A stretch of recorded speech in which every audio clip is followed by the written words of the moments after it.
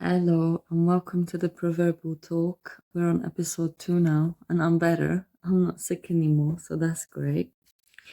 Um, so the recap from last one. Obviously, I was talking about my tech. My tech's still not ready, but I'm gonna have a special guest very soon, probably in a few months, probably not yet, because I want everything to be great for this person, professional tech, all that stuff, lighting, because they're not that well known, but they are well known, and they're doing good things for the society. So we had a business meeting and we just discussed a few things. So I don't know where it will go yet. So I don't want to spoil anything by talking about it. And I'm definitely not going to reveal who it is yet. But I'm keeping my fans updated first before anybody else. Yeah, let's get on with the episode. Today's episode is called Don't Quote Us. It's pretty random, but Don't Quote Us basically is like, don't quote us in terms of this is our personal opinion, this is my personal opinion. You can interpret it however you want. And I'm not necessarily speaking facts apart from the proverb. So, like I was saying in the last episode, is that you can interpret the proverb in whatever way you want to interpret it. Is completely up to you. Today's proverb is, she is not afraid to snow for her household, for all her household is clothed with scarlet. So this one's quite complicated, right? Because this proverb is about the virtuous woman.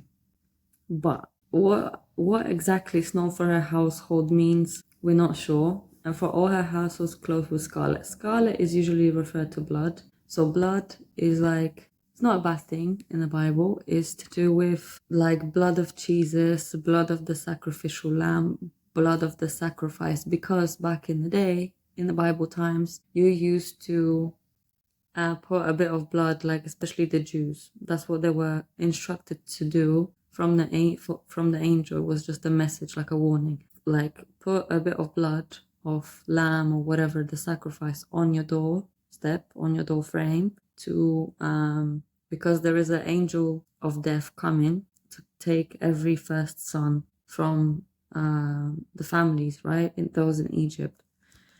And the Jews were like, they listened. They listened to everything God told them. The message spread quickly. Not everybody got the message straight from the angel. It was passed through people. So that's why they said to cover your doorstep, your house with scarlet, with blood.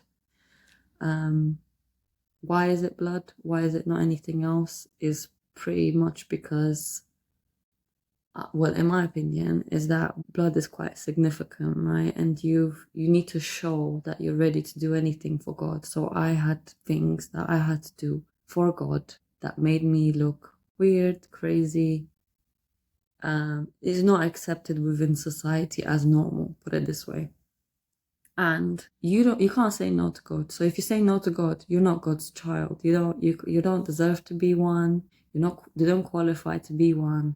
Normal people don't have to do these things. There are just certain people that have to. If you want to be saved, you have to follow God blindly. And I mean blindly. You have to go into the fire, whatever it is. I don't know if God's not going to tell you to kill somebody. I'm not saying, this is not a message saying God will tell you to do horrible things, but God will test you in ways that will jeopardize your comfortable life within society. And I very much suggest you do it, but you have to be sure that it's God talking to you, not the devil. So I'm not saying do crazy things, go do things that, are crimes. Like, that's not what God will tell you to do. God will tell you to prove yourself in some way. And this is particularly about she. So she is not afraid. So she has to protect her household. Every woman is the boss of her household. So even historically, women used to hold, the fortress, hold the castle. How? Okay, they don't defend it physically, but they defend it spiritually. So what qualifies as a virtuous woman that does all these things is grace, kindness, honor, handiwork, hard work with hands, calmness, peace, bravery, wisdom, patience, clarity, charity, protection, protection, like spiritual protection. So all these things like handiwork, if she does things with her hands, she can't be afraid to like mess up her nail polish, like mine's messed up right now, because she doesn't want to get dirty. She doesn't want, that's your virtue. I'm not saying you have to work really hard. Some women work harder than others. Some women can use their intelligence. Some women have to work on farms, stuff like that. So you can't just do nothing. Yeah, you can be, if you're in a up, in up in society, if you're a bit more wealthy, basically, you don't have to use your hands as much. You can use your intelligence, but you have to do something to be a virtuous woman. You can't be lazy. Bravery, wisdom. So bravery is like, despite how the societal norms are saying that you should just be quiet, don't say anything, be a good woman, be docile, be submissive. They want us to be submissive. Don't be submissive. Be only submissive to God. Don't be submissive to men. Don't be submissive to the church. Don't be submissive to societal rules. Be brave. Make something your cause. So some women like to be the cause for the children. They like to be good mothers. Some women like to be good career women, so they want to make a change within society. That's your bravery. Whatever it is you want to do, you have to be brave and you have to be ready to stand up. Sometimes it's to stand up for your man. Sometimes it's to stand up for your family. Sometimes it's to stand up for society in general. There are many great women in society that have done that, and those are virtuous women. Not all of women qualify for this again, so some are a bit more, they would rather be safe within their comfort. They would rather not put their head out because it might get chopped off, so it's a metaphor, it's not real. And this protection from God, be spiritual. So I've noticed some people started explaining what spiritual protection is and how it comes about. Some people have certain gifts, not skills. I was gonna call them skills, like they're qualifying for an interview.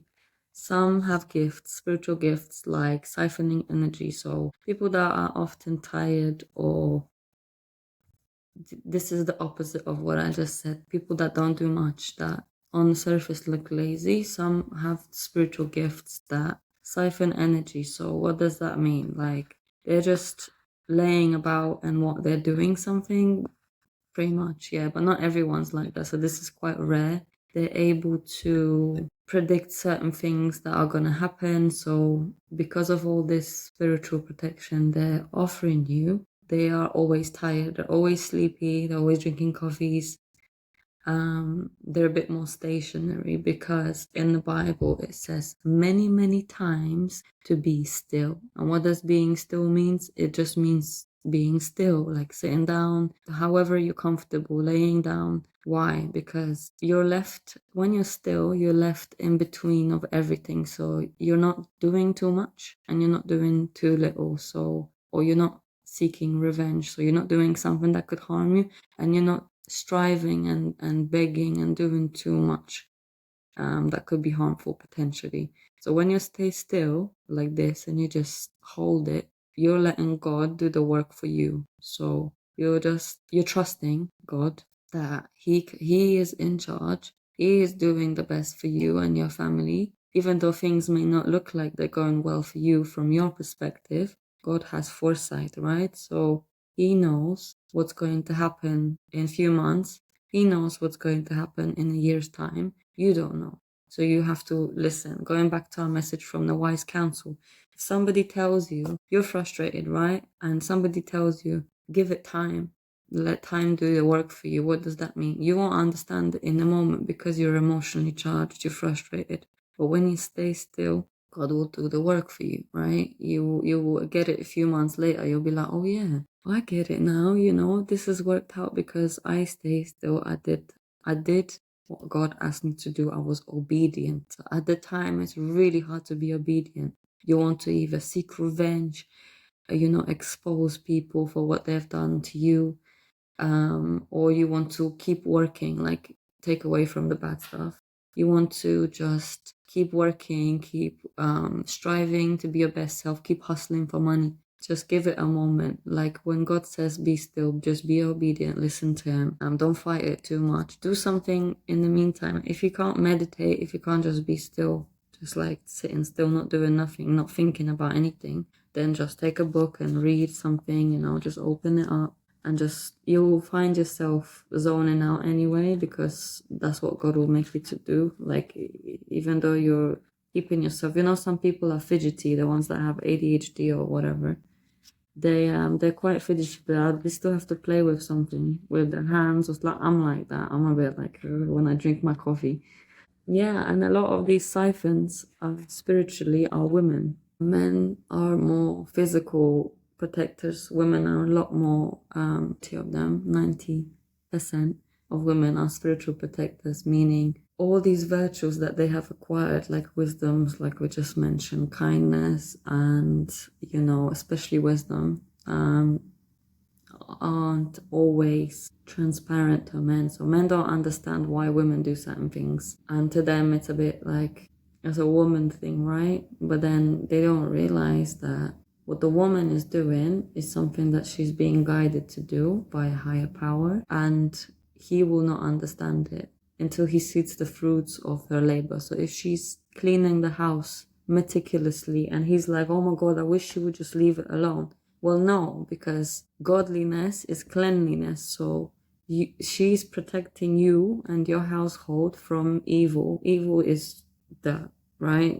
Dirt, uncleanliness, and invites bad energy. So you need to make sure your house is meticulous. If you as a man, you don't want to help, you don't help. You just leave her to it, but just know and reward her for protecting your household. I'm not saying not to clean men. Definitely help your woman, but don't scold somebody for being OCD, because it's not OCD, okay? It's good for you. It's good for your mind. It's good for your body, and it's definitely good for your spiritual protection. When the house is messy, right, not only it puts you in a bad mood, it makes you lose your concentration, it lowers your mental health.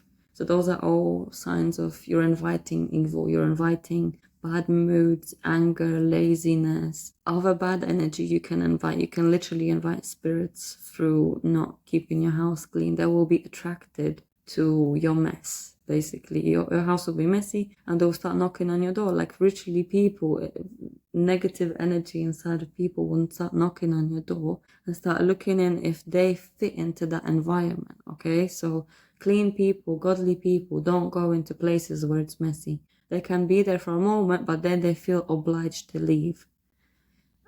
So that's really important that you maintain those clean environments. It doesn't even have to be your home. It can be outside of your home, your car. Everything has to be spotless. Not 100% of the time. Okay, leave it time to get messy, but then make sure you clean up afterwards. It's really, really important that you do that. Right, this episode is basically finished. I'm not doing any promotion at the moment because I'm just waiting to see what collaboration I'm gonna do with this person, but at the end I still get the message out to everybody else. If you want me to shout out your product, like I have my products here everywhere lying around and I can just bring it here and show you what I'm selling, I can show your product off during my podcast. So you will get an extra. So at the moment, I'm at the 15-minute mark. You will get an extra 5 minutes of me showing your product, how I use it. And, like I have this nail polish. It's branded, so I'm not going to show the brand, but it's just a nail polish. So I'll show it. I'll show people how I use it, if it's usable, or I'll shout out your company if it's a digital company, if you're offering website services and things like that. So more than welcome to get in contact with me. Hit me in the comments.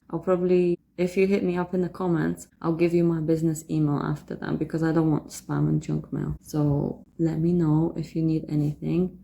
I'll see you in the next one.